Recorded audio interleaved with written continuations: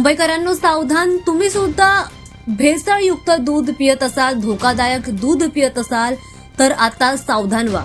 कारण मुंबईत काल एफडीएची मोठी कारवाई झाली आणि त्यामध्ये 11,000 लिटर दूध जप्त करण्यात आलंय.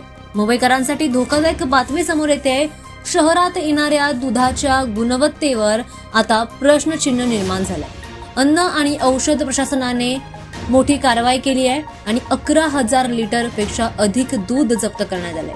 ही महत्वाची तपास मोहीम मुंबईमध्ये प्रमुख प्रवेशद्वारांवर राबवण्यात आली, ज्यामध्ये मुलुंड, ऐरोली, मानखुर्द, दहिसर आणि शिवडी या ठिकाणी रात्रीच्या वेळी दूध वाहतूक करणाऱ्या वाहनांची अचानक तपासणी करण्यात आली आणि तपासणी दरम्यान एकूण 195 दुधाचे नमुने घेण्यात आले होते. त्यापैकी 188 नमुने सुरक्षित तर 6 नमुने हे निकृष्ट आहेत आणि त्यासोबतच 1 नमुना धोकादायक आढळला.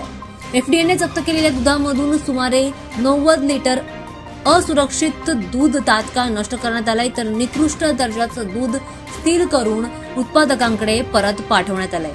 त्यामुळे मुंबईकरांनो, अशा प्रकारे दूध पिताना तुम्ही सावधान व्हा. अन्न सुरक्षा विभागाने नागरिकांना सावध राहण्याचं आवाहन केलंय. संशयास्पद अन्नपदार्थ आढळल्यास लगेचच तक्रार करण्याचं देखील सांगितलेलं आहे.